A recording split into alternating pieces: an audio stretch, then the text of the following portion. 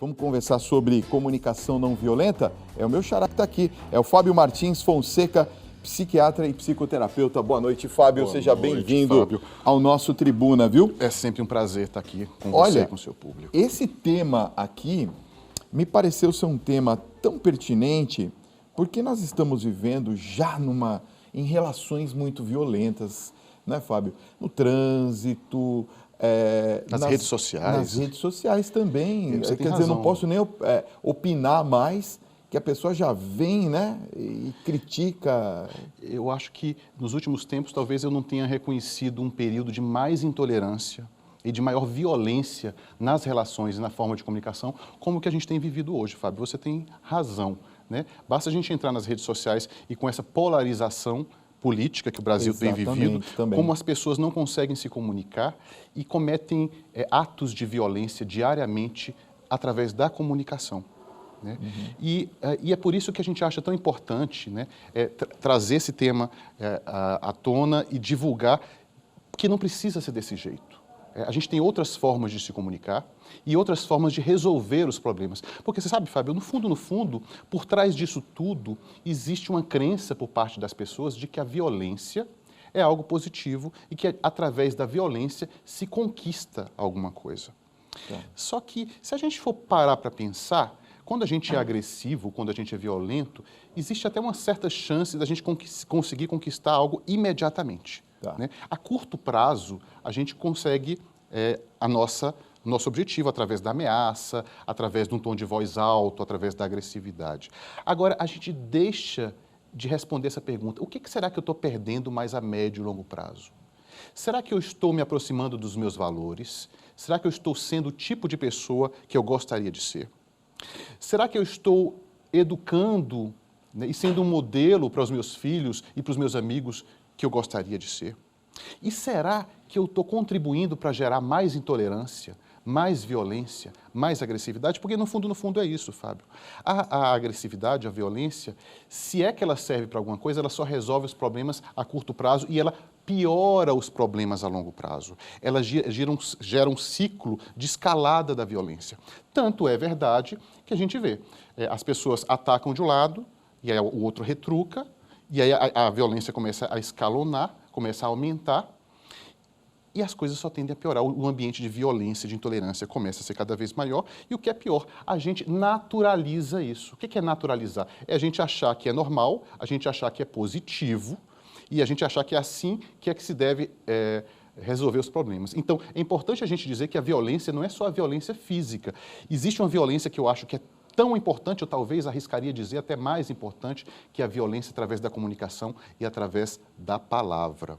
Né? É claro que existe um momento para o uso da força, e a gente chama isso de uso protetivo da força. Se a gente tiver mais tempo, a gente pode falar sobre isso, mas na maioria das vezes eu tenho certeza de que a comunicação não violenta pode ajudar a resolver os conflitos, pode ajudar a criar um ambiente de paz e um ambiente que as necessidades podem ser atendidas. Né?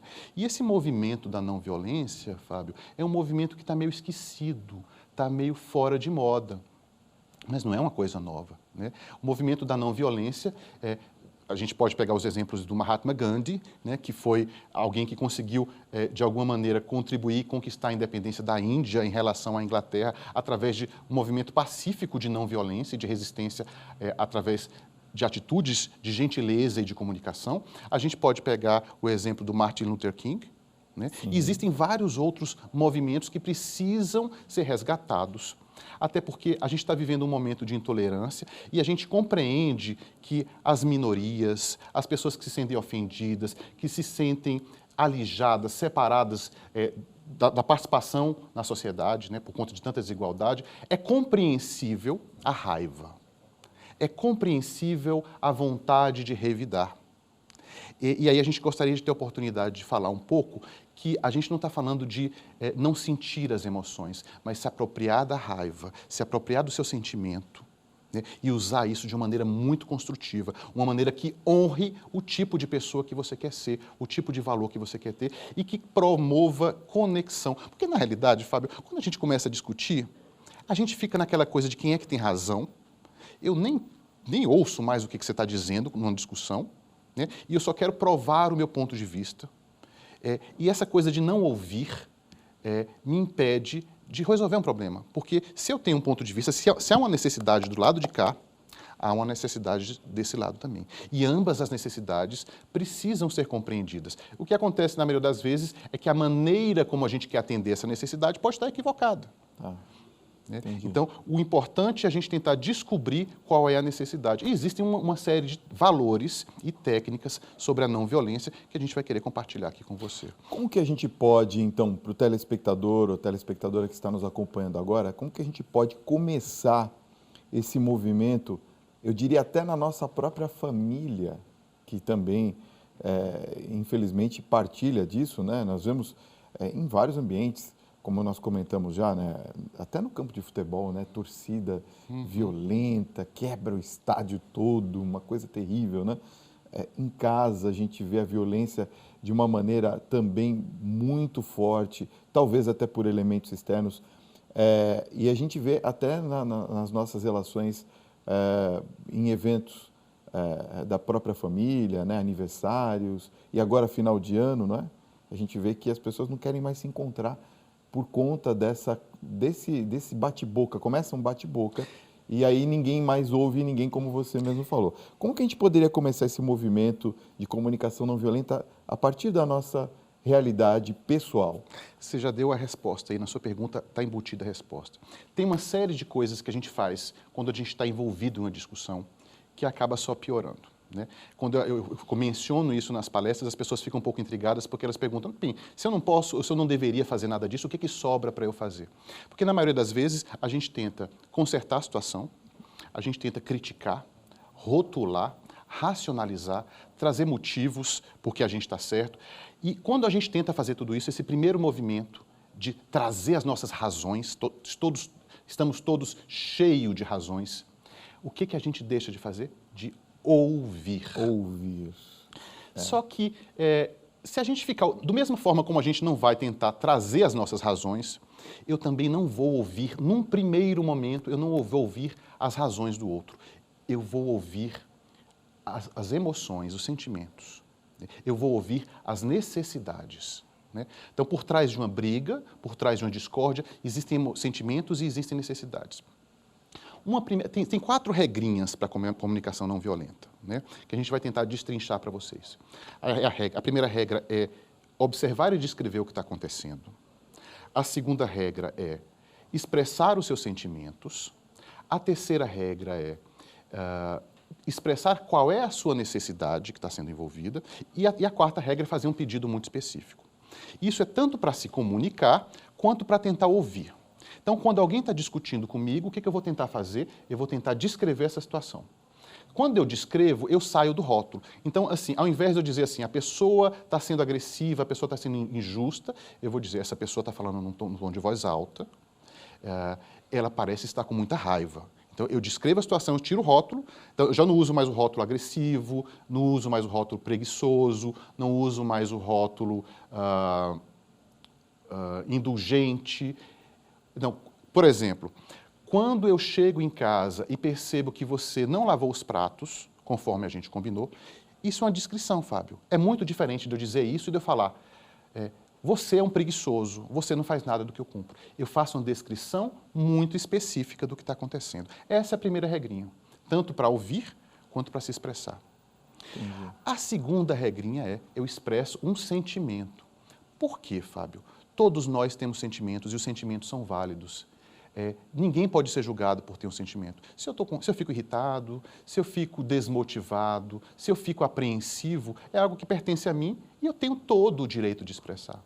Né? Então, quando eu chego em casa e vejo que você não lavou os pratos conforme combinamos, eu me sinto desapontado e eu me sinto muito triste.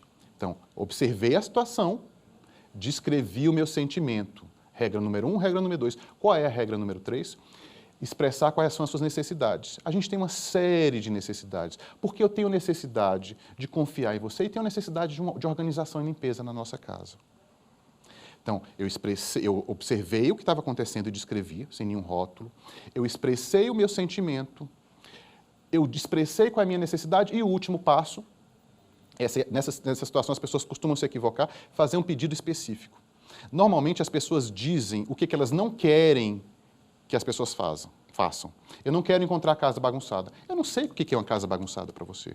Ou eu quero que você seja mais organizado. Eu não sei o que é organização para você.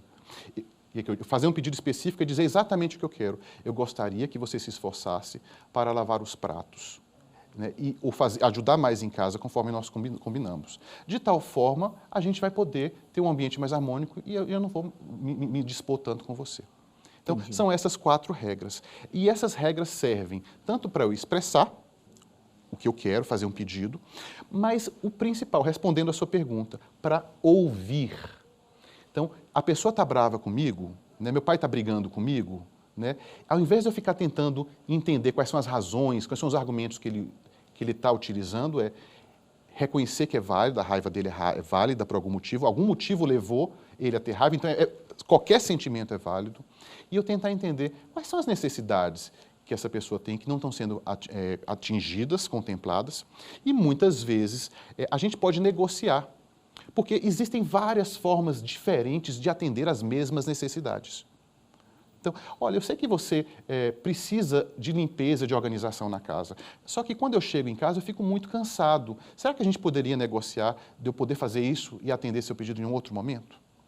Tá. Então, é muito importante porque as pessoas precisam discriminar o que é julgamento. Então, a gente deixa muito claro, quando a gente está ensinando isso para as pessoas, a criar um vocabulário de emoções, de sentimentos, porque as pessoas confundem pensamentos com sentimentos. Eu me sinto traído. Mas traição não é um sentimento.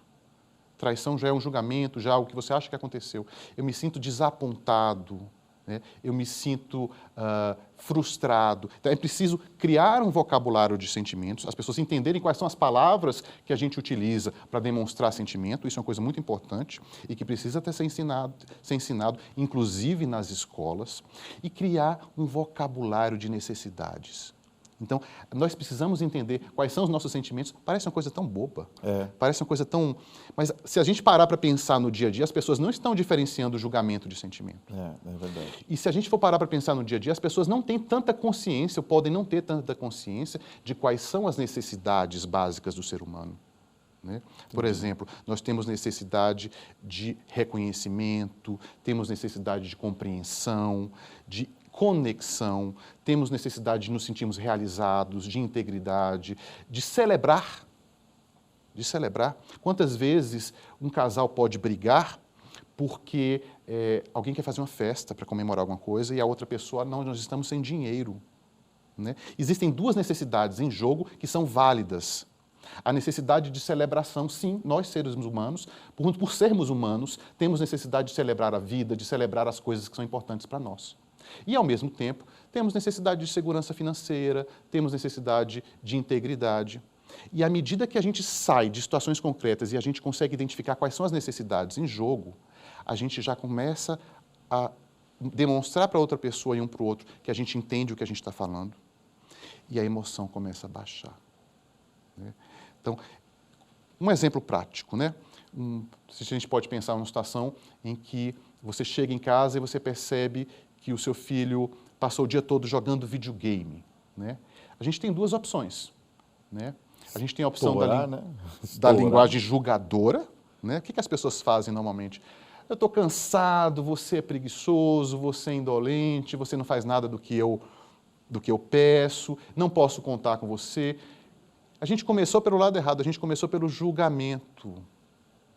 Que é justamente o que a gente não quer que faça que a gente não quer que faça com a gente. E aí, por onde é que eu poderia começar? Eu poderia começar pelos 2 lados. Se sou eu que estou com muita raiva, eu vou me expressando, utilizando essas regrinhas. Descrever a situação, dizer como eu me sinto, usando um vocabulário de sentimentos que seja adequado, dizer quais são as necessidades e fazer um pedido específico. Mas, se eu estou diante de uma pessoa que está com a emoção muito à flor da pele, eu vou ouvir o que essa pessoa está dizendo. E aí, Fábio, tem uma coisa que é um pouquinho curiosa, que é um termo que a gente usa na psicologia, que se chama escutativa. Como é que eu garanto para você que eu estou ouvindo e estou compreendendo o que você está dizendo? Não é simplesmente assentindo com a cabeça e ficando calado. Não, eu falo e confirmo para você o que eu estou ouvindo. poxa, pai, eu percebo que você está muito irritado, você está furioso. Você realmente queria, você está desapontado comigo e gostaria que eu tivesse estudado mais, né? E, ao mesmo tempo, aí eu falo da minha necessidade, eu tenho muita necessidade de lazer e eu não tenho conseguido me organizar tanto para os estudos. Será que você pode me ajudar um pouco nisso? A gente pode conversar? Você desarma a pessoa. Você cria um clima de conexão, de empatia, de diálogo. Vamos parar para pensar um pouco. Vou entrar aí no clima, vou arriscar, vou ser ousado, vou entrar aí no clima esquerda versus direita, né? Os coxinhas versus petralhas, porque são esses os rótulos julgadores que as pessoas estão utilizando nas redes sociais. Né? Então, para um lado é muito importante a igualdade, a justiça social. Né? Para um outro lado é muito importante a honestidade e os ideais de liberdade. Se eu só rotulo, né, eu só olho para o que está acontecendo comigo e eu não valido o que tem de verdade e o que tem de necessidade. Todos nós temos necessidades. Todas as necessidades humanas são válidas e são importantes. E um lado também tem que ceder um pouco, não é, Fábio? Um lado. E a maior forma de ceder é escutar, é estar disposto a escutar. Porque à medida em que você escuta, você reconhece no outro sentimentos que sempre serão legítimos, porque o sentimento pertence a quem tem. Né? E aí, a pessoa pode ter tido um sentimento porque interpretou uma situação que você acha que foi meio distorcida, mas o fato é que ela está se sentindo daquele jeito e ele é um ser humano. E enquanto ela não tiver a necessidade dela muito bem compreendida, enquanto eu vou estar dizendo para outra pessoa o seguinte, Fábio, você não tem direito de se sentir dessa forma e a sua necessidade não é válida. Opa, somos todos seres humanos e existe uma Declaração Universal de Direitos Humanos e existe uma lista de necessidades humanas básicas que precisam ser atendidas. Fábio, muito obrigado pela sua presença nessa noite, foi bem bacana a nossa conversa, viu? Eu que agradeço. Obrigado por ter vindo.